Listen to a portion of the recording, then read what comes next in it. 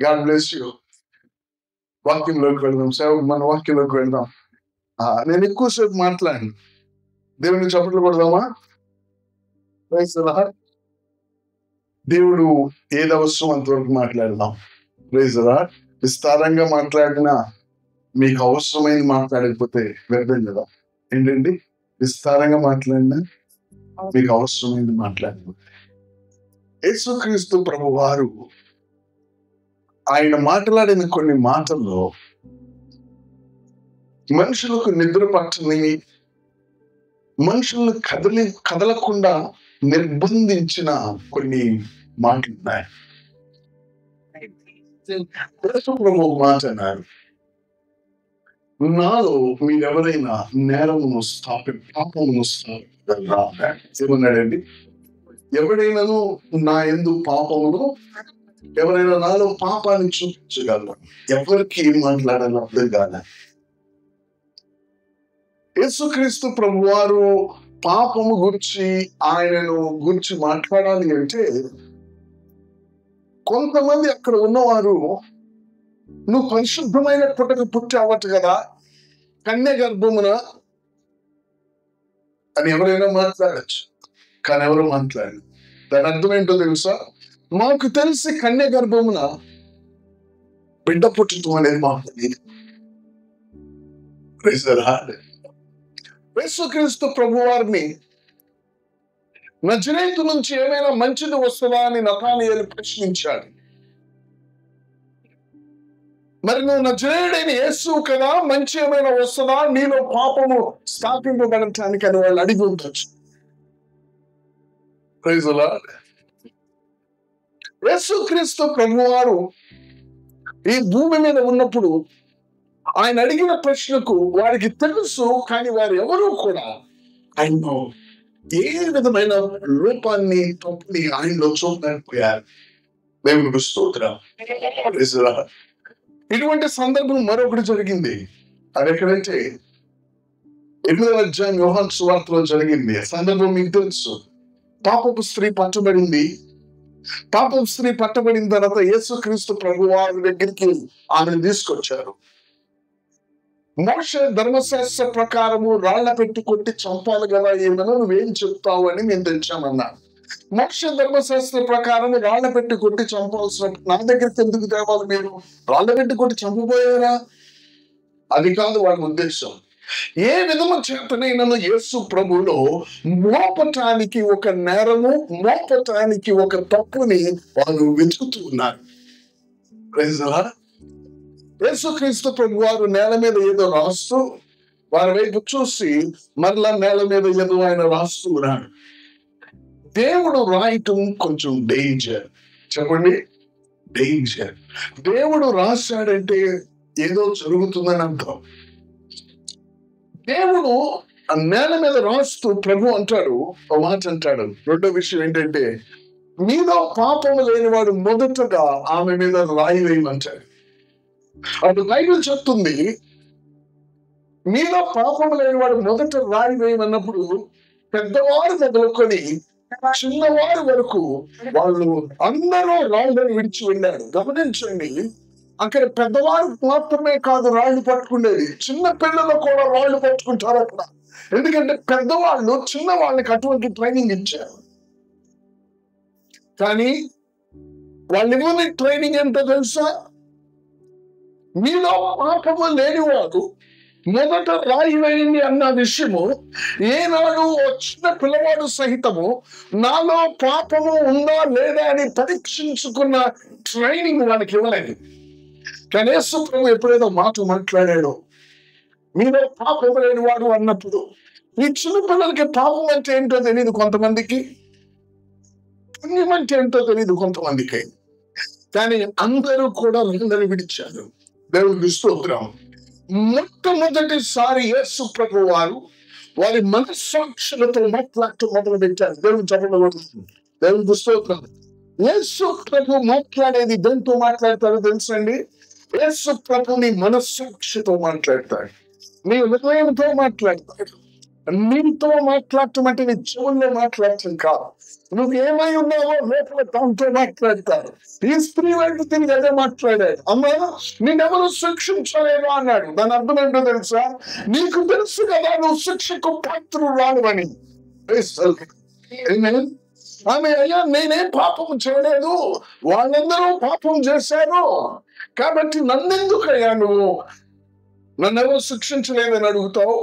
వాళ్ళలో అందరూ ఏ ఒక్కడు నేను పాపం చేయలేదని ఒకడు కూడా నిలబడలేకపోయాడు. నిలబడలేక వాళ్ళు వెళ్ళిపోయారు. ఆమె ఏమంటలేదు అట్లా. అవి ఎప్పుడైతే అమ్మా నేను ఎవరో శిక్షించలేదు అనగానే లేదయ్యా అన్నది. దేవునికి స్తోత్రం. ఇంకో మాట చెప్పాలంటే,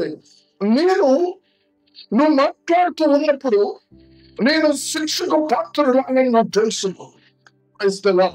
యేసయ్య మాట్లాడినప్పుడు నువ్వు ఎవరో అది మాట్లాడతాడు.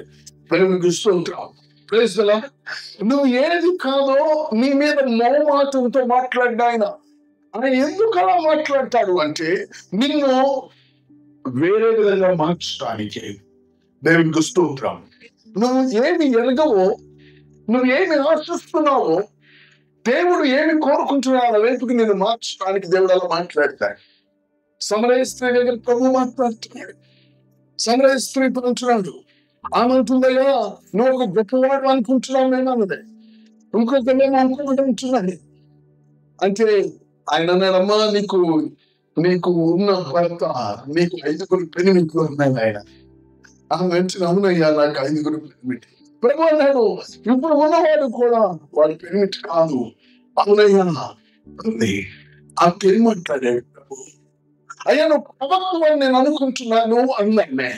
కానీ యేసుక్రీస్తు ప్రభువారు నువ్వు నన్ను ప్రవక్తవని అనుకుంటున్నావు, కానీ నేనెవరిలో నువ్వు ఎరిగి ఉంటే నువ్వు నన్ను జీవపు జలాన్ని అడిగేదానని, నేను నిత్య జీవం ఊట, నువ్వు ఏమడగాలో నీకు తెలుస్తుంది, నీకు తెలియదు ఇప్పుడు అన్నాడు. నేను ఇక్కడ ఏం మాట్లాడుతున్నానంటే, యేసు ప్రభు ఆమె దగ్గర కూర్చున్నప్పుడు దేవునికి స్తోత్రం. యేసు ప్రభు ఆయన యొక్క స్వభావం ఎలాంటిది? యేసు ప్రభు యొక్క విధానం ఏంటంటే, ఆయన ఒక స్థలంలోనికి వచ్చాడు అంటే మనుషుల యొక్క హృదయాలను ఆయన మాట్లాడటం మొదలు పెడతాడు. దేవునికి స్తోత్రం. యేసు ప్రభు మెసేజ్ చెప్పి వెళ్ళడైనా ఆయన మధ్య ఉన్నాడు అంటే, మీ మధ్య శని మంట వేస్తామనుకోండి, మీరు చూసేది వెలుగా, ఆ పక్కన ఉన్న వాళ్ళకి వేడి కూడా, శని మంట వచ్చినప్పుడు వేడి కూడా తగ్గుతుంది. యేసు ప్రభు ఒక చోట ఉంటే మనుషుల యొక్క హృదయాలు ఎల్లాడిపోతున్నాయి. సమరయ స్త్రీతో మాట్లాడుతున్నాము.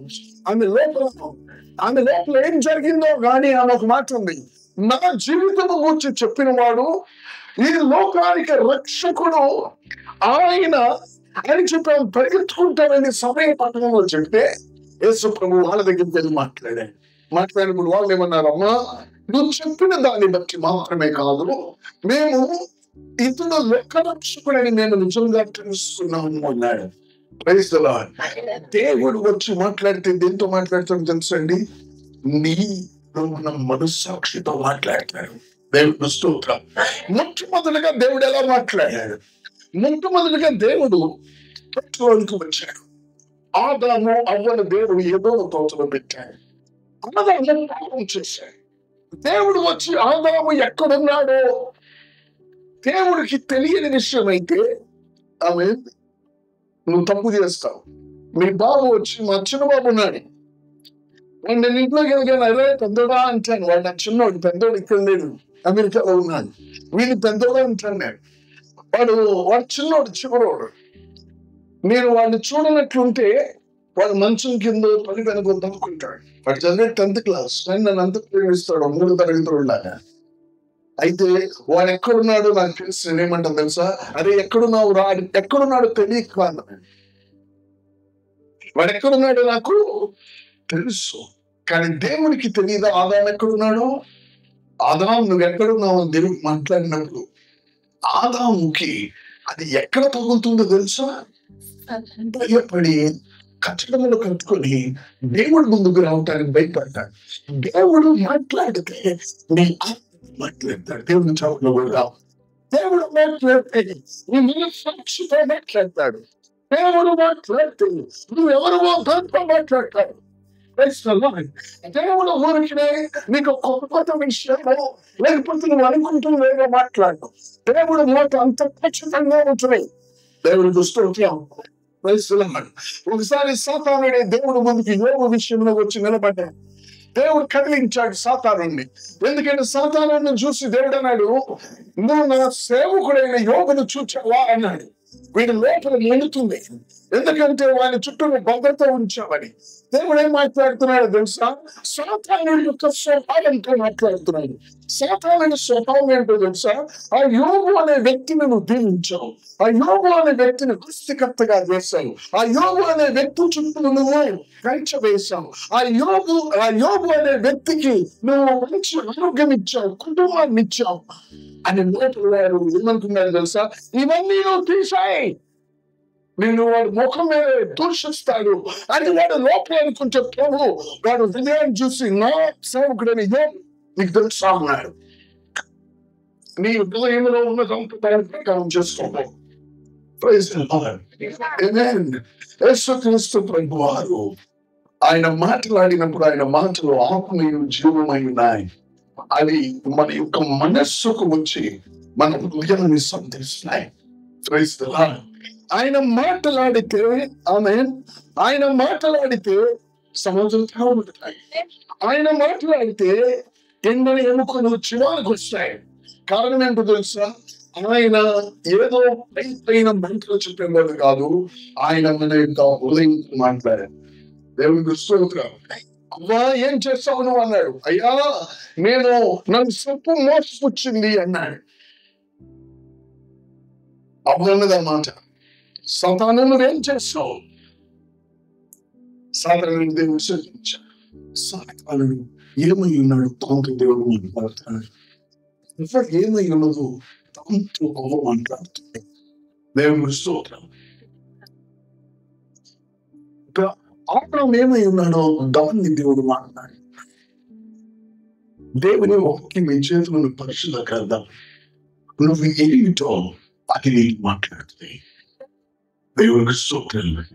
నువ్వేమిటో అది నీతో మాట్లాడుతుంది. మీ ముందుకు ఒక చిన్న సందర్భాన్ని తీసుకొస్తా. సందర్భాన్ని తీసుకొస్తాను. అపోస్తలుల కార్యం 5వ అధ్యాయం. అపోస్తలుల కార్యం 5వ అధ్యాయం. ఇక్కడ ఉన్న సందర్భం అందరికీ తెలుసు. ఏంటండి ఇక్కడ ఉన్న సందర్భం అందరికీ తెలుసు. అపోస్తలులు దేవుని సేవ జరిగిస్తున్న సమయంలో దేవుడు ఆత్మ బలంగా చదువుతున్న సమయంలో అందరూ వారికి కలిగినవి అమ్మి దేవుని యొక్క పాదాల దగ్గరికి లేదా అపోస్తలుల పాదాల దగ్గరికి తీసుకొస్తున్నారు. ఈ సమయంలో ఏం జరిగిందో తెలుసా అండి? తెలుసు కదా చాలా మందికి. ఒక భార్య ఇద్దరున్నారు. వీళ్ళిద్దరు ఏం చేశారంటే అందరూ అమ్మి అపోస్తలుల పాదాల దగ్గర పెడుతున్నారు. మనము కూడా పెట్టకపోతే బాగోదని అమ్మ ఏం చేశారు తెలుసా? నువ్వు కొంత దాచిపెట్టుకో, నువ్వు తీసుకుంటే నీది కాదా, నువ్వు అమ్మినంత మాత్రం నీది కాకుండా పోతుందా అని పేతురు అంటారు. కానీ అది ఏం చేస్తారంటే వీళ్ళు ఏమనుకుంటారంటే ఇచ్చితే మాకు కావాలనుకుంటారు. పేతురు దగ్గరికి వచ్చాడు. దేవుడు స్తోత్రం. దేవుని ఆత్మ సంఘం మీద ఉంది. ఆమె పేతురు దగ్గరికి రాగానే పేతురు అననీయను చూసి మాట్లాడినాడు. మీరు పొలంకి ఇంతకే అమ్మారా అన్నాడు. ఆమె పేతురు అక్కడ ఉన్నాడు. ఇతను డబ్బులు తీసుకుని వచ్చాడు. ఏంటండి పేతురు అక్కడ ఉన్నాడు. 500-1000 రూపాయలు కాదు, కట్టలు తీసుకొని వచ్చాడు. డబ్బులు పట్టుకుని ఉన్నాడు. అయ్యా ఆమె కట్ట పట్టుకుని ఉన్నాడు. ఎదురుగా ఉన్నాడు పేతురు ఉన్నాడు. ఇక్కడ ఏమున్నాడు? వీళ్ళిద్దరు మధ్య ఉంది డబ్బులు ఉన్నాయి. పేతురు డబ్బులు పై నుంచి మాట్లాడటం మొదలు పెట్టారు. డబ్బులు నుంచి మాట్లాడట్లేదు. ఆయన ఏమన్నాడు తెలుసా? పేతురు ఏమన్నాడు తెలుసా? 5వ అధ్యాయంలో ఏమన్నాడు? పేతురు అననీయ 3వ వచనం, నీ భూమి వెల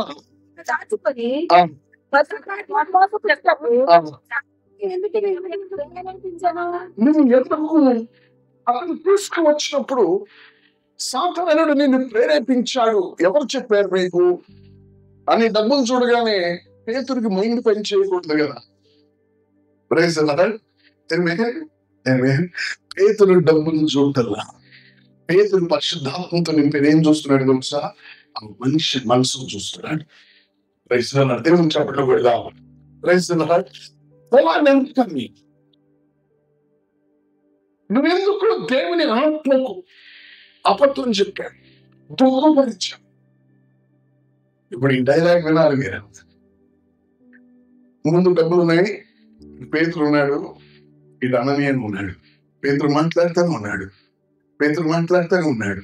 ఏంటండి? పేతురు ఈయన వింటున్నాడు. ఒక్క మాట కూడా మాట్లాడుతూనే ఉన్నాడు. ఎందుకు? పొలం ఎంతకన్నాడు? పెద్ద బండిలు పట్టుకున్నాడు. ఏంటండి? పెద్ద బండి, చేతి నిండా డబ్బులు పట్టుకున్నాడు. ఎందుకు? పరిశుద్ధాత్మకి ఎందుకు నువ్వు దుఃఖపరిచావు? ఆయన వ్యతిరేకంగా ఎందుకు అద్భుతాలు చెప్తున్నావు?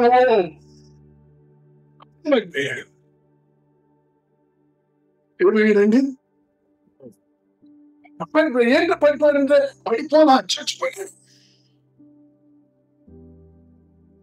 ఎడమితోనని చెప్పాలనుకున్న మాట, ఆ మనిషి చచ్చిపోయే అంత ఆయన ఏమన్నాడు? తన మనస్సాక్షి పని గర్జిస్తుంది. దేవుని చెప్పకుండా ఉంటుంది. Praise the Lord. తన మనస్సాక్షి పని గర్జిస్తుంది. మనిషి వెలిగిపోతున్నాడు. నేను ఎవరి ముందు అబద్ధం చెప్పాను? నేను ఎవరికి వ్యతిరేకంగా నడిచాను? నేను మనస్సాక్షి గర్జింపు పెరిగిపోయింది. ఆ మనస్సాక్షి ఎంత గర్జిస్తుందంటే, నేను ఇక్కడ ఉండి బ్రతకటం కంటే నేను చనిపోవటం నాకు మేలు అన్నట్లుగా ఆ యొక్క ఏమంటారండి, ఆ మనస్సాక్షి గర్జింపు ఎంత ఉందంటే, నిలబడి ఈ భూమి మీద బ్రతుకుటకు ఆ మనస్సాక్షి సరిపోవాలి. ఈరోజు నేను చూసాను, ఇక్కడ వెళ్ళి వాడికి పొడుస్తాడు. నేను పొడిచి వాడి దగ్గర డబ్బులు తీసుకొని వెళ్ళి వాడు ఆరోగ్యం గట్టుని పొందుతూ ఉంటారు. వాడు మనస్సాక్షి ఉందా? దేవుడు అననీయతో మాట్లాడుతున్నాడు. ఏం జరుగుతుంది ఇక్కడ?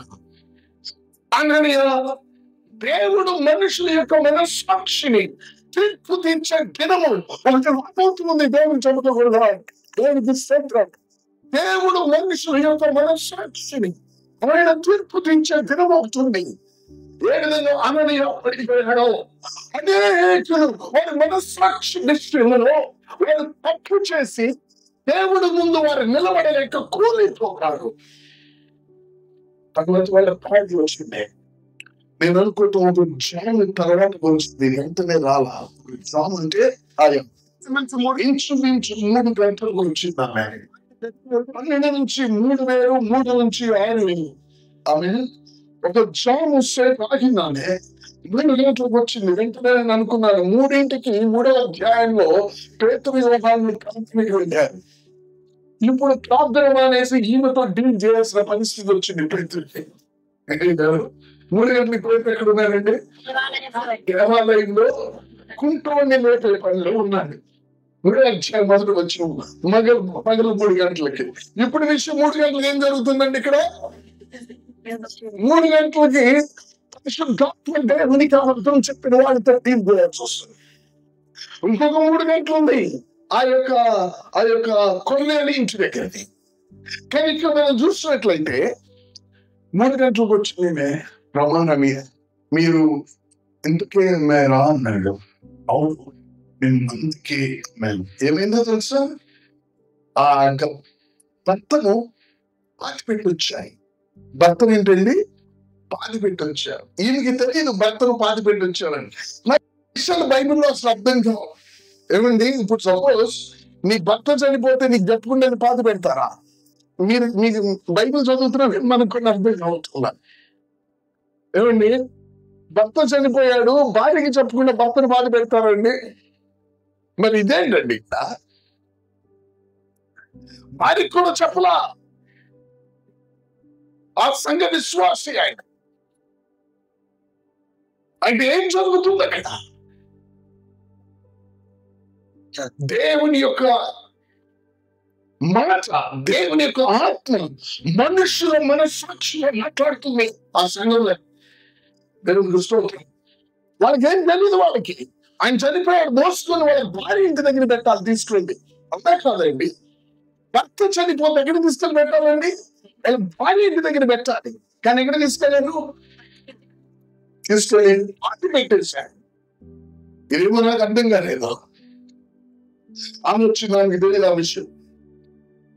పేతురు చూసాడు, ఎందుకు అన్నావా నువ్వంటే? అవును అంటే, నీ భర్తను పాతి పెట్టి వచ్చిన వారి యొక్క పాదాలు వాంచున్నాయి, నిన్ను నువ్వు మోసుకొని పోతానని కానీ ఏమి చెప్పలేదు.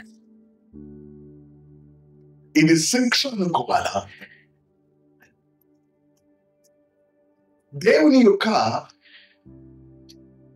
ఆత్మ ఒక మనిషికి మనస్సాక్షిని పరీక్షించుకోవటానికి ఒక అవకాశం ఇస్తుంది అని దేవుని చెప్పడం. ఒక అవకాశం ఇస్తుంది. దానిని నిర్లక్ష్యం చేసినప్పుడు ఈ భూమి మీద ఏ మనిషి దేవుడు ముందు నిలబడలేడు. దైవజనుడు ఆత్మపూర్ణుడైన పేతురు ముందు నిలబడలేకపోతే ఆ ఆత్మ దేవుడు ఏ దైవజనుడు ద్వారా కాకుండా ఆ ఆత్మ దేవుడిగా నిలబడినప్పుడు ఎవరు నిలబడగలరు? పర్వతములు అవి గతితవుతున్నాయి. భూమి గతితో పర్వతములు మృంగులే కరిగిపోతూ ఉన్నాయి. ఏమన్నాడు పేతురు? అనయ్య, నువ్వు ఇంతకే అమ్మేమా శుద్ధాత్మ దేవుణ్ణి నువ్వు ఎందుకు మోసం చేశావు అన్నాడు. ఏం కాదు, నువ్వు అయ్యా నేను పొరపాటు చేశాను అని నీకు దేవుడు అవకాశం ఇస్తున్నాడు. మీకు అర్థం అవ్వాలి. నీకు మనస్సాక్షి దేవుడు నీకు ఒక అవకాశం ఇస్తాడు. దేవుడు ఎప్పుడైనా నీ జీవితం తెలుగు మాట్లాడతాడు తెలుసా? నిన్ను చంపటానికి కాదు, నిన్ను బ్రతికించటానికి. వాడు పిలిచాడు, వాడు డబ్బులు దొంగతనం చేశాడు, వాడు చచ్చాడు కాదు. వాడు డబ్బులు దొంగతనం చేసినప్పటికీ కూడా దేవుడు తల్లి బ్రతికించాలని కోరుకుంటున్నాడు. నేను గట్టిగా దేవుని చదువుకుంటాడు. దేవుడికి స్తోత్రం. వాడు దేవుడిని ఆత్మను మోసం చేశాడట, ఆత్మను దుఃఖపరిచాడట. నా బైబిల్లో ఆత్మను శోధించాడట, దేవుణ్ణి శోధించాడట. సాతానుడు శోధిస్తే వెనక్కి పో అన్నాడు దేవుడు. అనగా నువ్వు ఏం చేసావంటే, అయ్యా నేను నిజమే నేను కొంచెం దాచుకున్నాను అని చెప్పటానికి ఏ మాత్రం అవకాశం లేకుండా తన మనస్సాక్షిని దేవుడి ముందు తప్పుతో నిలబెట్టడానికి నిర్ణయం తీసుకున్నాడు. దేవుడు అవకాశం ఇచ్చాడు. నీ సంగతి అంతా నాకు తెలుసు అననీయ అంటూ కొరకు మాట్లాడలేదు పేతురు. ఆమేన్. నీ సంగతి అంతా నాకు తెలుసు అని కాదు పేతురు అంటుంది. ఇంతకే నువ్వేమే వాడి పరిశుద్ధాత్మ దేవుని యొక్క పద్ధతిని మన జీవితాలతో ఆయన మాట్లాడతాడు. యవనస్తులుగా మన జీవితాలతో దేవుడు మాట్లాడతాడు. చిన్న పిల్లలారా మీ జీవితాలతో దేవుడు మాట్లాడతాడు. నా వైద్యం చెప్తుంది, చిన్న బిడ్డలు కూడా రాళ్లను విడిచిపెట్టారట, వారికి తెలుసుకోకుండా. దేవుడికి స్తోత్రం. దేవుడు వచ్చి ఆదాము నువ్వు ఎక్కడ ఉన్నావు అన్నప్పుడు, అయ్యా నువ్వు తినవద్దన్న ఫలం నేను తిన్నాను అని ఆదాము చెప్పాడా? నేను తినవద్దన్నది నువ్వు తిన్నావా అని దేవుడు అడిగాడా? దేవుడు ఎందుకు అడిగాడో తెలుసా? నువ్వు ఎక్కడున్నావని నేను అడిగినప్పుడు నువ్వు ఇది చెప్తావని నేను అనుకున్నా, కానీ నువ్వు ఇది చెప్పా. దేవుడు ఎందుకు అడిగాడో తెలుసా? ఆదాముని దేవుడు నాశనం చేయటానికి కాదు, ఆదాముని దేవుడు వెనక్కి తీసుకున్నాడు. తర్వాత అవ్వ దగ్గరికి వెళ్ళి, అవ్వా నువ్వు తిన్నావా అని చెప్పి అడిగినప్పుడు, అయ్యా సర్పం మోసం చేసింది. దేవుడు అవ్వకు ఒక అవకాశం ఇచ్చాడు. నీ మనస్సాక్షితో దేవుడు మాట్లాడతాడు.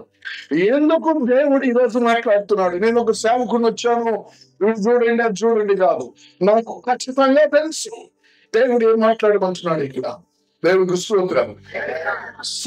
నేను వాక్యం ఏదో చెప్పడానికి రాలే, నాకు ఒక కృప ఉంది.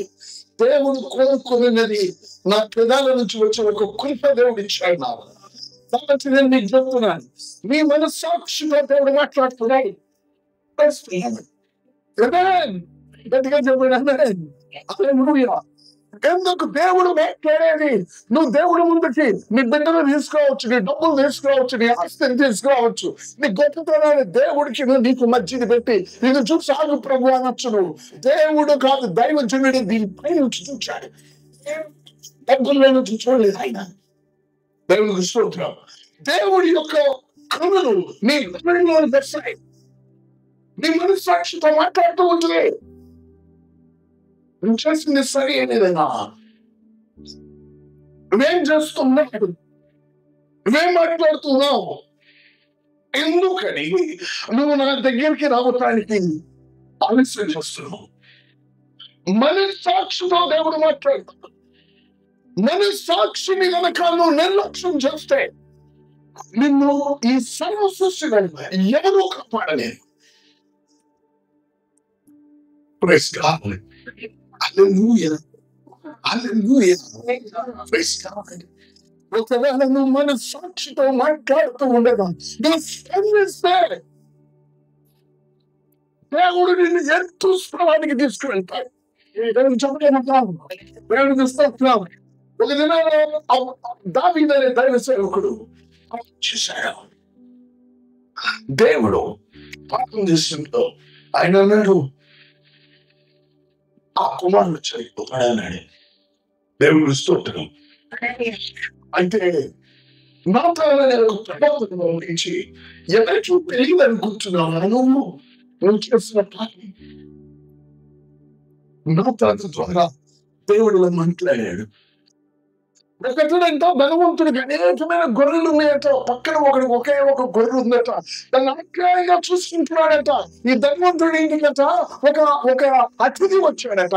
అప్పుడు ఆప్యాయంగా చూసుకుంటున్న గొర్రెని పక్కింటి వాడిని తీసి ధరించి వాడు విందు చేశాడట.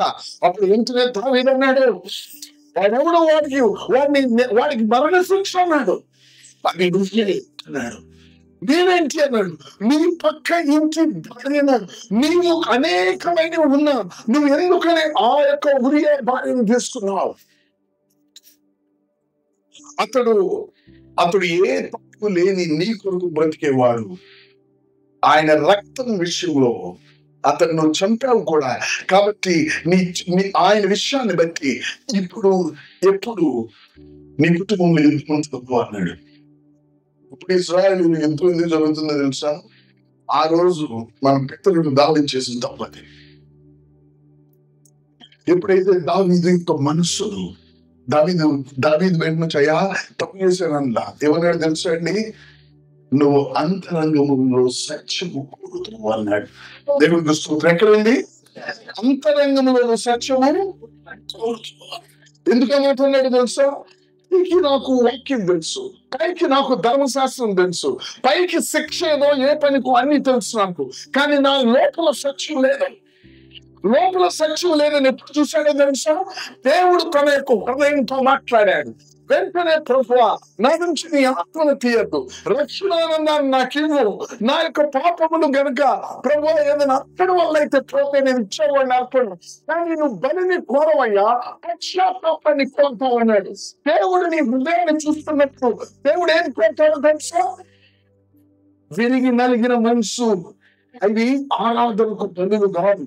విరిగి నలిగిన మనసు అది నీ పశ్చాత్తాపానికి అది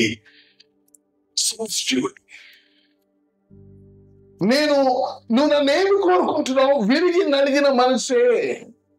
నేను చేసిన యొక్క తప్పుకు నేను పశ్చాత్తాపడాలని నువ్వు కోరుకుంటున్నావు అని ఎవరన్నారు? దావీదు అన్నాడు. దావీదుకి ఎలా తెలుసు? దేవుడు మనస్సాక్షితో మాట్లాడినప్పుడు ఏమైంది? తన లోపల సత్యం లేదు. ఎన్నిసార్లు మన జీవితాల్లో మీకైతే తెలియదు కానీ ప్రభా నా లోపల సత్యం ఉంటే నాకు ఆలోచన వస్తుందా? నా లోపల సత్యం ఉంటే నేను ఆ విధంగా మాట్లాడతానా? నా లోపల సత్యం ఉంటే నేను ఆ విధంగా చూస్తానా? దేవుడు అంటున్నాడు. వెంటనే దావీదు అన్నాడు, దావీదు అయ్యా పనులు కోరితే నేను ఇచ్చేవాడిని. నీకు పనులు కాదు కావాల్సింది, పశ్చాత్తాప హృదయం. ఏంటండి? దేవుడు నీ హృదయంతో మాట్లాడేది ఎందుకో తెలుసా? నువ్వు పశ్చాత్తాపడటానికి దేవుని చెప్పబడ్డా, దేవునికి స్తోత్రం. దేవుడు నీ హృదయంతో మాట్లాడేది ఎందుకో తెలుసా? నువ్వు పశ్చాత్తాపడటానికి. వేరే దాని కొరకు దేవుడు మాట్లాడు. ఎవడు పశ్చాత్తాపడతాడో వాడి జీవితాన్ని దేవుడు హెచ్చిస్తాడు. దానిలో నువ్వు రాసిలోనే ఉంటావు పో, నీ కుటుంబం వాళ్ళు ఎప్పుడూ కూడా నా సన్నిధిలో ఉంటారు పో అన్నాడు దేవుడు. దేవుడికి స్తోత్రం. అదే నేను పాపం చేశానయ్యా. నువ్వు పాపం చేశావు, కానీ నీ హృదయంతో నేను మాట్లాడాను. నువ్వేం చేసావు తెలుసా? పశ్చాత్తాపడ్డావు. ఇంకోటి కదండి, ఏసయ్య తప్పు చేశాడని పశ్చాత్తాపడ్డావు. పశ్చాత్తాపడటం అంటే నాలో సత్యం లేదు, నాలో ఏ మంచి నివసించదని నేను ఎరుగుదును. నీ యొక్క మంచి ఎదుట నా మంచి ప్రభువా, నేను మురికి గుండెలుగా ఉన్నది ప్రభువా, నా వైపు నువ్వు చూచుటకు. తెలుగులో ఉంది, దేవుడట భూమి మీద మనుషులట వంగి చూశాడు అని ఉంటుంది. భూమి మీద ఉన్న మనుషులంట ఆయన వంగి చూశాడట. కానీ ఇంగ్లీష్ లో ఉంటుంది, God humbled himself to look upon the man. ఇంకో మాటలో చెప్పాలంటే, మనిషి వైపు దేవుడు చూడాలంటే అంట, దేవుడు తను తగ్గించుకుంటేనే చూడాలంట. దేవుడు చెప్పగలుగుతా.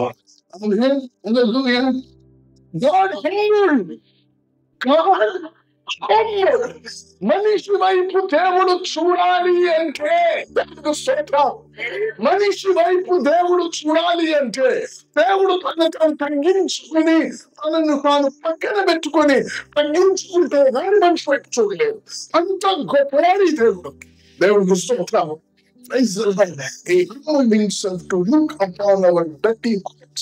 మన హృదయాలు మురికితో ఉన్న మన హృదయాలను చూడటానికి తను తగ్గించుకోవాల్సి వచ్చింది. దేవుడికి స్తోత్రం. ఒకవేళ కారులో వెళ్తున్నాం అనుకో, ఆ పక్కన ఎవరు ఆహారం లేక పడిపోయి ఉన్నాడు అనుకో, ఉదాహరణకి వాడి దగ్గరికి వెళ్ళి వాడిని నువ్వు పరామర్శించాలంటే నువ్వు కారు ఆపి నువ్వు తగ్గించుకుంది వాడి దగ్గరికి నువ్వు వెళ్ళలేవు. వాడు నువ్వు లేచి నా దగ్గరికి రా అంటే వాడు రాలేడు. నువ్వు తగ్గించుకోకుండా వాడి దగ్గరికి నువ్వు వెళ్ళలేవు. ఒక మనిషి ఇంకొక మనిషి దగ్గరికి తగ్గించుకోండి వెళ్ళలేకపోతే ఇక దేవుడు ఎంత తగ్గించుకున్నాడంటే నువ్వు హెచ్చుకోవడానికి అవసరమైనంత తగ్గింపు ఆయన తగ్గించుకున్నాడు. దేవుడు చదువుతున్నాం. దేవుడికి స్తోత్రం. దేవుడు ఒక మనిషితో మాట్లాడినప్పుడు దేవుడు ఎవరితో ఏం మాట్లాడుతుందో వాడి మనసు దేవుడితో మాట్లాడతాడండి. అందుకనే నీకు ఇచ్చుటకు నా చేతిలో జీతం ఉంది, వాడి క్రియల చొప్పున వారికి నేను జీతాన్ని ఇస్తాను అంటున్నాడు ప్రభు. అంటే మన మనస్సాక్షి, దేవుని యొక్క ఆత్మ మనిషి యొక్క మనస్సాక్షితో మాట్లాడితే ఈ రోజుల్లో ప్రజలు చూడండి, మనస్సాక్షి పని చేయడంలా. ఎందుకో తెలుసా? దేవుని యొక్క వాక్యం సెలవిస్తూ ఉంది. లేఖనాల్లో కనుక మనం చూస్తే ఆ యొక్క 2 కొరింథీయులు 4వ అధ్యాయం 4వ వచనంలో ఏముంది?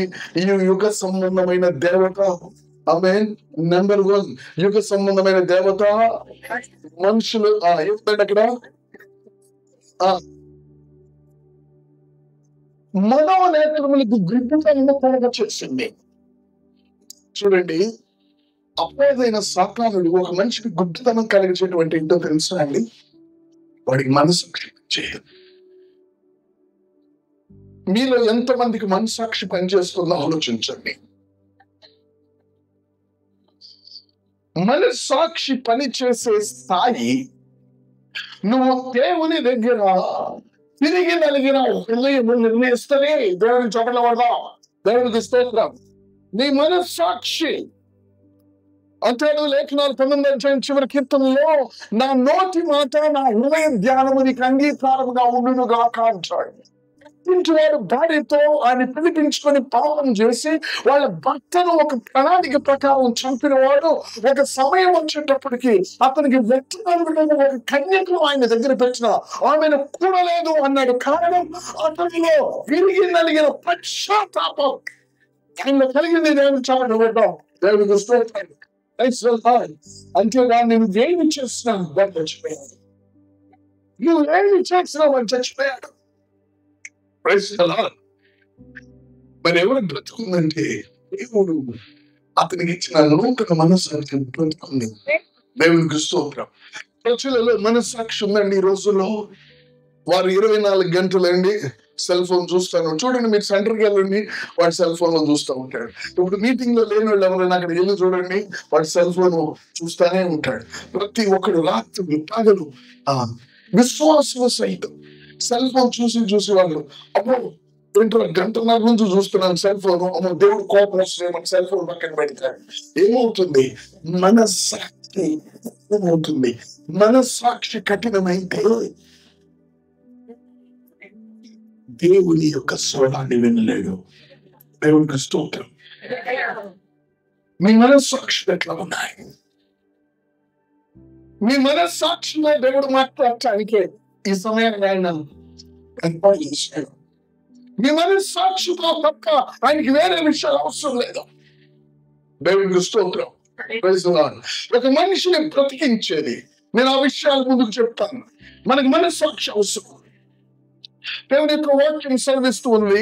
రోమీయులకు రాసిన పత్రిక 2వ అధ్యాయం, రోమీయులకు రాసిన పత్రిక 2వ అధ్యాయం 2వ అధ్యాయంలో ఒక మాట చెప్తూ ఉంది. అక్కడ ఏముందంటే 15వ వచనంలో, అట్టి వారి మనస్సాక్షి ఏమైనా సాక్ష్యం ఇస్తుందటని వారి తలంపులు ఒక దాని మీద ఒకటి తప్పు మోపచ్చు లేక తప్పు లేదని చెప్పుచ్చు ఉండగా ధర్మశాస్త్రం తమ హృదయం నందు రాయబడినట్లు చూచుచున్నారు. చాలు. నీ హృదయంలో నీ మనస్సాక్షి, నీ తలంపులు మరొక నీ తలంపు అది తప్పని చెప్తుంది. మనిషి యొక్క మనస్సాక్షి ఈ యుగ సంబంధమైన సాతానుడు ఏం చేశాడు తెలుసండి?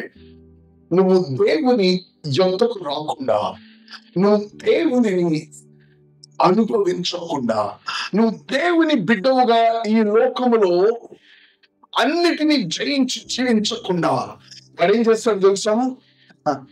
నీకు రోగం తీసుకొచ్చో లేకపోతే నీ దగ్గర డబ్బులు తీసుకెళ్ళిపోయో ఏమైనా చేయని నీ మనస్సాక్షిని కఠినం చేయాలని చూస్తాడు. ఇది నేను గుర్తు పెట్టుకుంటే నా సహోదరుడా సహోదరి, నీ మనస్సాక్షిని ఏమంటాడు తెలుసా?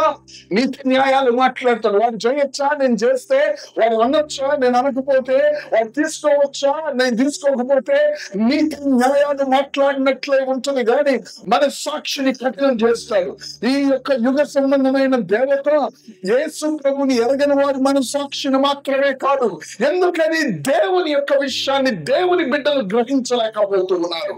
వారి మనస్సాక్షి ఏమైందండి? వారి మనస్సాక్షి కఠినమైంది. ఆమె చూడాలి. ప్రైజ్ గాడ్, హల్లెలూయా. నేనేం చెప్తున్నాను తెలుసా మీకు? నీ మనస్సాక్షి నీ జీవితంలో సరిగా లేదనుకో, నువ్వు ఒక పక్షవాతం వచ్చిన వ్యక్తి అవుతావు. అలా ఉంటావు అంతే. దేవుడు స్తోత్రం. దేవుడు చూశాడు మనుషులకి దేవుని వైపు చూసే మనస్సాక్షి లేదు. సాతానుడు దేవుని నమ్మిన వారిని సైతం ఎప్పటి పత్రికలో ఉంటుంది. మళ్ళీ అక్కడికి వెళ్ళవసరంలా. ఒకసారి వెలిగింపబడి మరలా పాపంలోనికి వెళ్తే వాడికి మరలా పశ్చాత్తాపం కలుగ చేయడం అసాధ్యం. అంటే వాడి మనస్సాక్షి కఠినమైపోతుంది. అప్పుడు ఏం చేస్తున్నాడు తెలుసా? ఈ రోజుల్లో అయ్యా పెద్దవారులారా, యవనస్తులారా, చిన్నపిల్లలారా గమనించండి. సాతానుడు ఏం చేస్తున్నాడు తెలుసా? సరే, సాతానుడు అనే మాట మీకు కొత్తగా ఉంటే ఏం జరుగుతుందో తెలుసా? మీ మనస్సాక్షిని కఠినం చేయబడుతున్నా. నేను చెప్పే సువార్త ఏంటో తెలుసా? మీరు బ్రతుకుటకు దేవుడు మీ మనస్సాక్షులు ఆయన మెత్తడిగా చేసి మీ జీవితాలను నిత్యము ప్రత్యేకంగా చేయడానికి ఆయన సువార్తను ప్రకటిస్తున్నాడు. దేవుని స్తోత్రం. ఆయన సువార్త ప్రకటిస్తున్నాడు. గమనించాలి, చాలా మంది తమ జీవితాల్లో బైబిల్ చదువుతారు కానీ మనసు నీకు వాక్యం బాగా తెలుసు. నీకు మనస్సాక్షి చచ్చిపోయింది. అమ్మా, మిమ్మల్ని బ్రతిమాలకు నేను ఒకటి, బైబిల్ చదవచ్చు కానీ సాతానుడి యొక్క ప్రణాళిక ఏంటో తెలుసా? మనస్సాక్షిని వాడు చంపేస్తాడు. బైబిల్లో యూదులకి ముసుగు వేయబడి ఉంది. వాళ్ళ మనస్సాక్షి తెలియటం లేదు. వాళ్ళకి దేవుని వాక్యం నెరవేర్చబడిందని చూడకుండా మనస్సాక్షిని కఠినం చేశాడు. అదేవిధంగా ఈ లోకంలో చిన్నపిల్లల నుంచి పెద్దవారి వరకు మనస్సాక్షిని కఠినం చేశాడు. ప్రజల యొక్క మనస్సాక్షులు కఠినం అవుతున్నాయి. అయితే దేవుడు నిశ్శబ్దంగా లేడు. నీ మనస్సాక్షి అది చచ్చిపోయిన మనస్సాక్షిని పైకంగా బ్రతికించడానికి దేవుడు వచ్చాడు. దేవుడు స్తోత్రం. అదే ఈ సువార్త. ఒక మాట ప్రభువుకు మేము చెప్పండి, ప్రభా నీ యొక్క వాక్యము నా మనస్సాక్షితో మాట్లాడుతూ ఉండగా నీ సన్నిధికి నేను పశ్చాత్తాపము అంటే తిరిగి నలిగిన బలినే నీ దగ్గరికి తెస్తాను ప్రభు. దేవుడు స్తోత్రం. మీరేమవుతారో తెలుసా? మీరు దేవునికి ఒక నిత్యం అవుతారో దేవుని గట్టిగా చదవబడ్డారు. దేవునికి ఒక నిత్యం అవుతారు మీరు అంటే దేవుని యొక్క స్వరాన్ని తీసుకువచ్చే పెద్దలుగా మార్చబడతారు మీరు. దేవునితో ఒక మనిషి లేకపోవటానికి మనస్సాక్షి కావాలి. గట్టిగా చెప్పండి, ఏం కావాలి? మనస్సాక్షి కావాలి. నీ మనస్సాక్షి నీ మీద నేరము మోపితే నువ్వు దేవుడితో జీవించలేదు, దేవునితో నడవలే. ఉదాహరణకి ఒక భార్య భర్తున్నారు, ఆమె భర్త జీవితం సరిగ్గా లేదు, లేక భార్య జీవితం సరిగ్గా లేదు, లేక కుటుంబంలో పిల్లలు ఉన్నారు, వాడు ఏదో తప్పు చేశాడు. వాడు ఏంటి, నాన్న జోబులో డబ్బులు తీశాడు. నాన్న వచ్చి అయ్యా రాలా నీకేం కావాలి కొనుక్కోవడానికి ఆయన టౌన్ తీసుకెళ్ళాడు. వాడు ఆల్రెడీ వాడు నాన్న జోబులో 1000 రూపాయలు తీసేసాడు. కానీ వాళ్ళ నాన్న దాన్ని ఇంకా చూసుకోలే, ఏదో తీసుకొని ఉంటారు. నేను వాడు కొడుకు మీద చేసాడు. చేసినా నీకేం కావాలి తీసుకోరా అన్నాడు. వాడికి ఏముంటుంది లోపల? మనస్సాక్షి భయాన్ని కలగజేస్తుంది. నాన్న అది కొని అనలేడు, ఎందుకంటే వాడు స్వేచ్ఛగా ఉండలేడు.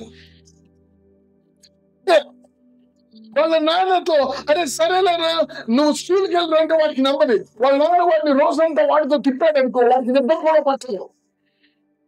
ఎందుకంటే వాడు మనస్సాక్షి వాడు గర్జిస్తూ ఉంటది కాబట్టి వాడు వాళ్ళ నాన్నతో నడవలేడు. గమనించండి దేవుని బిడ్డలారా, మనస్సాక్షి గురించి నేను మాట్లాడుతున్నానని మీరు అనుకుంటున్నారు, కానీ ఈ మనస్సాక్షిని మనము పొడుచుకోవటాన్ని బట్టి మాత్రమే మనము దేవునితో నడుచుచున్నట్లు మన జీవితాల్లో ఫలాన్ని, మన జీవితాలను సాక్ష్యంగా లోకము చూడలేకపోతుంది. సమస్య ఏంటి తెలుసా? నీ మనస్సాక్షిని నువ్వు చెప్పుకుంటున్నావు. మనస్సాక్షి లేకుండా నువ్వు దేవునితో నడవలే. నీకు నేను భయపడ్డాను, చెట్లు అనుకున్నాను. ఎందుకున్నావు చెట్టు వెనుక? ఎందుకు కుచలాలు చేసుకున్నావు? ఎందుకు నా ముందుకు రావటానికి నువ్వు భయపడుతున్నావు? ఎందుకు నాలో నడవడానికి భయపడుతున్నావు? మనస్సాక్షి ఏమైంది? నా మనస్సాక్షి నీతో నడిచేటం లేదు బ్రో. దేవుని స్తోత్రం. ఈ యొక్క గ్రామంలో ఈ మెసేజ్ ద్వారా దేవునితో నడిచి ఒక హోంవర్కుల్లాగా దేవుని చెట్లు పెట్టండి. దేవునితో నడిచి ఒక ధైర్యంలాగా, దేవునితో నడిచే ఒక రూపంలాగా, దేవునితో నడిచే ఒక వర్షంలాగా దేవుడు ఒక వ్యక్తి ఉండాలి అంటే వాడి మనస్సాక్షి సరిగ్గా. ఏలి కుమారుడు దేవునికి అర్పించాల్సిన ముందుగానే తింటుంటే ఒకడు వచ్చి చెప్పాడు, అయ్యా దేవునికి అర్పించిన తర్వాత మీరు తినొచ్చండి. నువ్వు నాకు చెప్పేది ఇంటి ముందు నాకు పెట్టన్నారు. వాడు మనస్సాక్షిని చెప్పుకున్నారు. ఏమైనా వాళ్ళే చదువుతారు. ఒక మాట మీకు చెప్తున్నాను, దేవుని యొక్క మాట నీ మనస్సాక్షితో మాట్లాడుతూ ఉంటే దాన్ని నువ్వు బేఖాతారు చేస్తే చనిపోయేది నువ్వే. ఒక అన్నయ్య చనిపోయాడు, ఒక లోదాము చనిపోయాడు, చనిపోయారు, ఏలి చనిపోయారు. వాళ్ళ ఇంట్లో యవనస్తుడే లేకుండా అయిపోయారు. ఏలి కుటుంబంలో నువ్వు ఏమి చంపుకున్నా, ఒకవేళ నీ చనిపోయినా నీకేమైపోయినా నువ్వుగా దేవుని రాజ్యంలోకి వెళ్ళినా పర్వాలేదు, నువ్వు చేయలేకుండా దేవుని రాజ్యంలోకి పోయినా పర్వాలేదు. కానీ అన్ని ఉండి మనస్సాక్షిని చంపుకుంటే నేను చంపుకుంటాను. దేవుని స్తోత్రం. ఈ మనస్సాక్షిని ప్రజలలో పని చేయకుండా ఇలా మా సేవకులు ఇంతే చెప్తానని మేము ఇంతే చేస్తాం.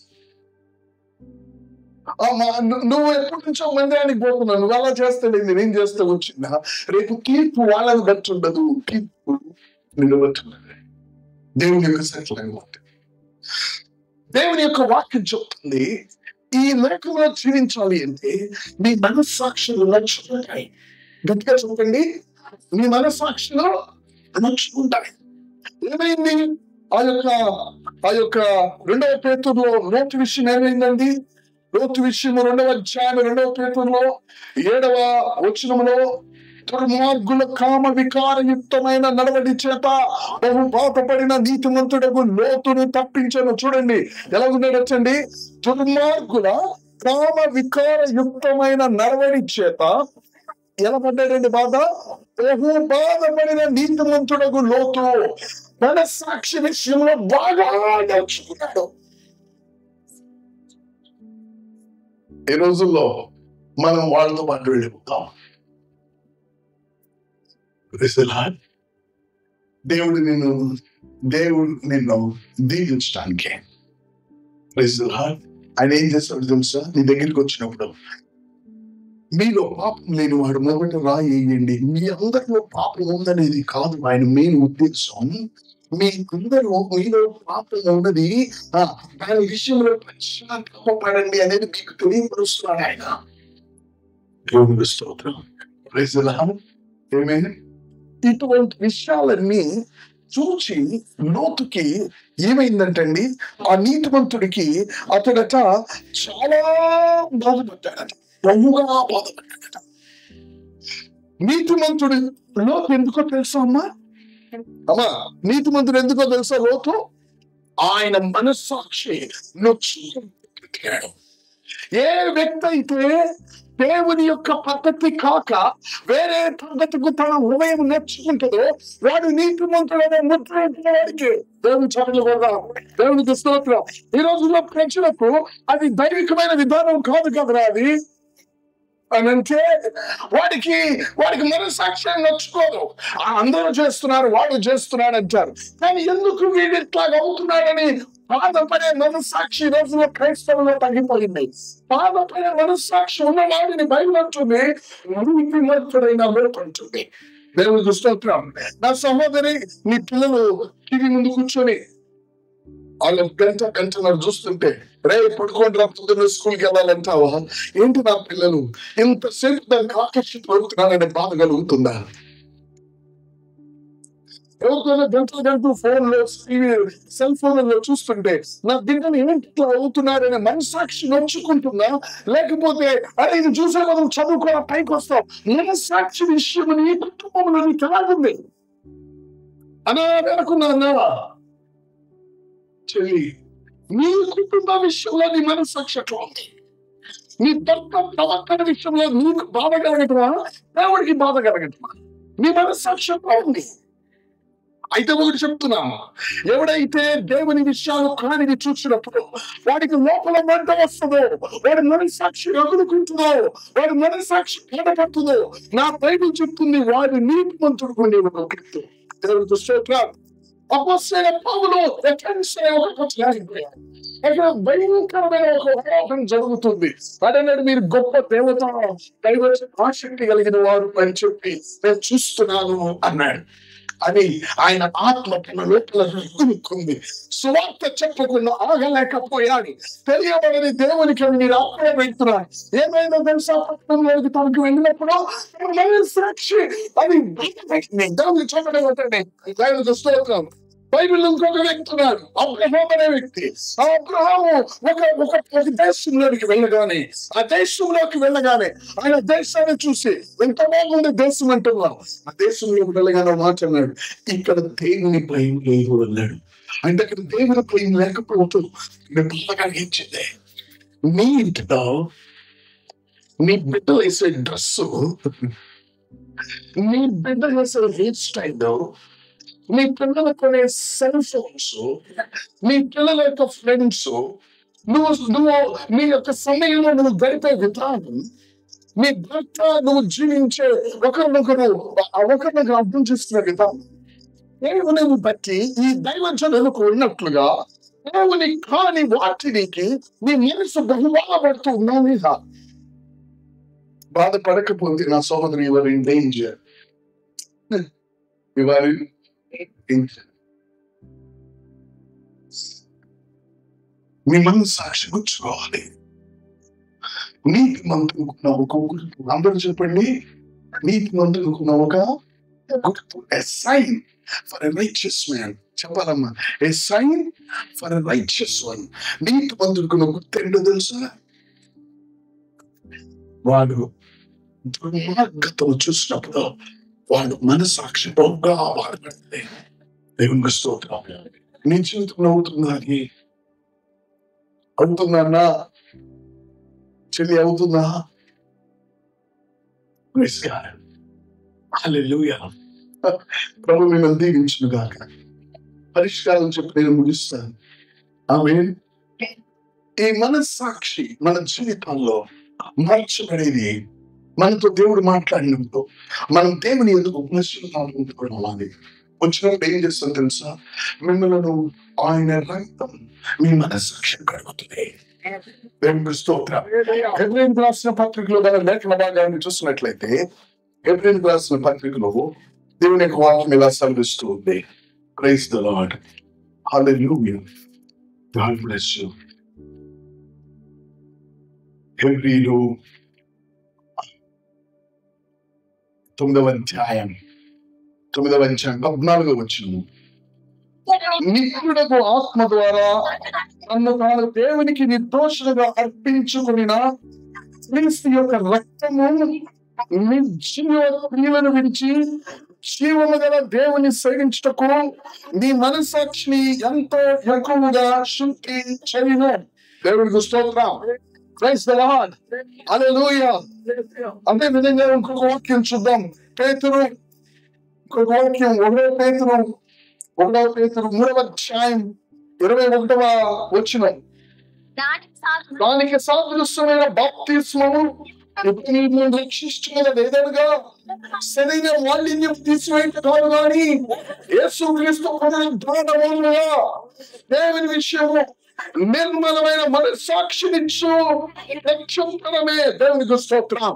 దేవుని చప్పట్లు కొడదాం. యేసుక్రీస్తు రక్తం నీ మనస్సాక్షిని శుద్ధి చేస్తుంది. అనొచ్చు మీరయ్యా, మనస్సాక్షిని శుద్ధి చేయటం అంటే ఏంటో బైబిల్లో ఉంది. దేవుని యొక్క వాక్యంలో ఆ ప్రకటన గ్రంథంలో ఉంది. నీ మనస్సాక్షిని శుద్ధి చేయటానికట, నువ్వు మనస్సాక్షి విషయంలో నీ మీద ఎప్పుడు నెపం మోపటానికట దేవుడి యొక్క సన్నిధిలో 12వ అధ్యాయంలో ప్రకటన గ్రంథంలో మాట రాయబడి ఉన్నది. అదేంటంటే 10వ వచనంలో, రాత్రి పగళ్ళు మన దేవుని ఎదుట మన సహోదరుల మీద నేరము మోపువాడైన అపవాది పడబడి ఉన్నాడు అని ఉంది అక్కడ. లేకపోతే ఏంటో తెలుసా? నీ తరపున 24 గంటలు దేవుడి దగ్గర నెపం మోపుతూ ఉంటాడు. నా సహోదరి, ఈ మాటలు గుర్తుంచుకోనండి. యేసుక్రీస్తు రక్తం నీ పాప క్షమాపణ అంటే నీ మనస్సాక్షిని కలుగుతుంది. దేవునికి చెప్పకూడదాం. దేవునికి స్తోత్రం. ఈ మనస్సాక్షిని కలిగే యేసుక్రీస్తు ప్రభువారి యొక్క రక్తం, ఆమె నీవు ఎప్పుడు నీ జీవితంలో నువ్వు గనక యేసుక్రీస్తు రక్తంలో ఆ మనస్సాక్షి కొరకు నువ్వు గనక కడగబడకపోతే ఏం జరుగుతుందో తెలుసా? నువ్వు అటు చూసినట్టు కాదు జరిగేది. ఇప్పుడు ఏం జరుగుతుందో తెలుసా? నీ గురించి శాంతమ్మ లేకపోతే ఆరోగ్యమ్మ లేకపోతే మరియమ్మ అంటే అన్ని చోట్ల ఉంటారు. లేకపోతే లాజు యాకోబు లేకపోతే ఎవరు. ఇప్పుడు అయ్యా యాకోబు చూడే యాకోబు ఇప్పుడు నీ గురించి నెలమొత్తూ ఉంటాడు. ఇప్పుడు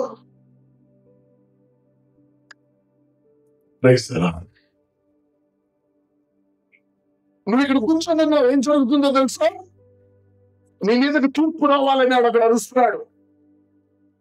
కానీ దేవుడు తీసుకురావట్లేదు. ఎందుకో తెలుసా?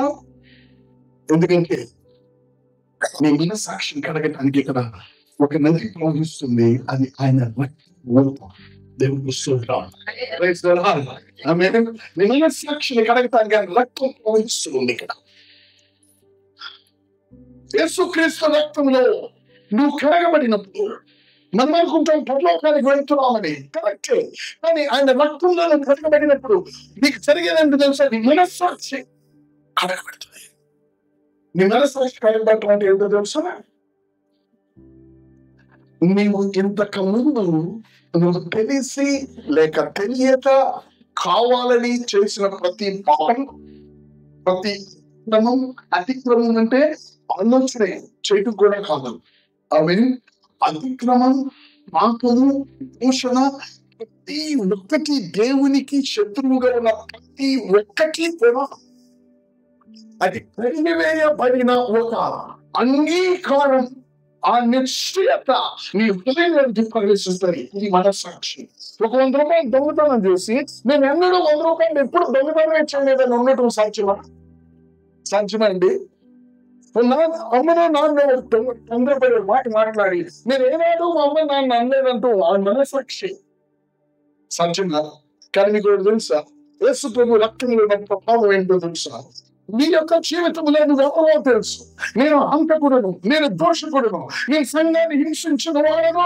దేవునికి చెప్పడం కదా, దేవునికి స్తోత్రం. నేను దేవునికి శత్రువును, నేను అకాల పండును. అయితే మంచివాడు, నేను క్రీస్తు దాసుడును. దేవునికి స్తోత్రం. హల్లెలూయా. వీళ్ళందరికంటే నేను గొప్పస్తులను, నేను క్రీస్తు చేత నమ్మబడిన వాడను నేను అంటున్నాను.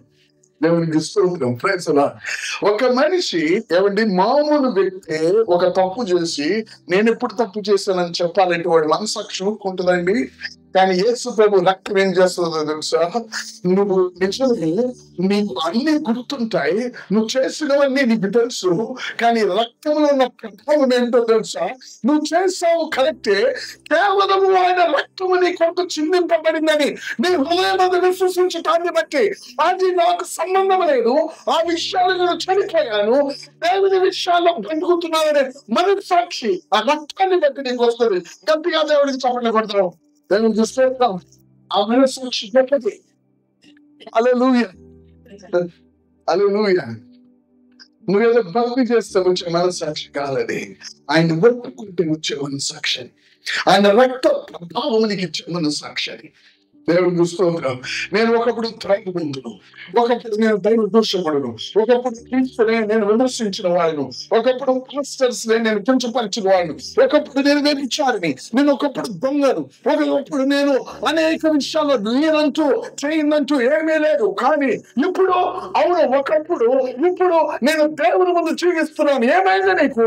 నా మనస్సాక్షి దాని విషయం చచ్చిపోయింది, దేవుని విషయం బ్రతుకుతుంది. ఎలా జరిగింది?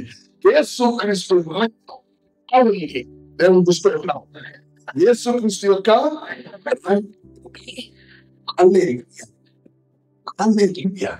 దేవుని చూస్తున్నాం. ఇంకొక విషయం చెప్పి నేను ముగిస్తున్నాను. చిన్న విషయం నేను చెప్పేది, దేవుడు మాట్లాడితే మనస్సాక్షితో మాట్లాడతాడు. ఎలా మనస్సాక్షితో మాట్లాడాడో మనం చూసాం. అటువంటి మనస్సాక్షితో మాట్లాడటమైనా దేవుని పని, దానికి పరిష్కారం లేదంటే పరిష్కారం చెప్తున్నాయి. ఒకరోజు 1992లో అయ్యా నా టైం 1 hour అయిపోయిందా? లేదు, నా 1 hour అయిపోయిందా చెప్పాలి. అట్లా కాదు, మీరు టైం అని కాదు, నేను ఎంతలో ఉన్నాను.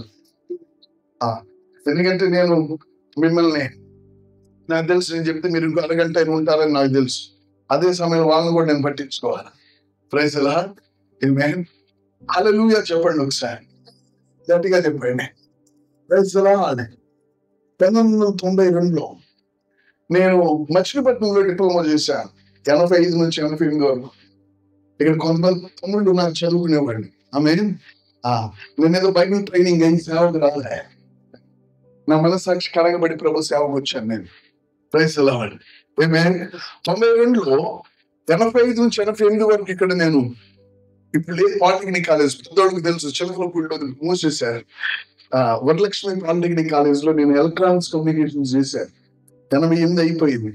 89 నుంచి 92 వరకు నేను విజయవాడ శ్రీకాకుళంలో బీటెక్ చేశాను. 92 జూలైలో నేను ఐఐటి మెడ్రాస్ లో కంప్యూటర్ సైన్స్ చేయడానికి ఎంటెక్.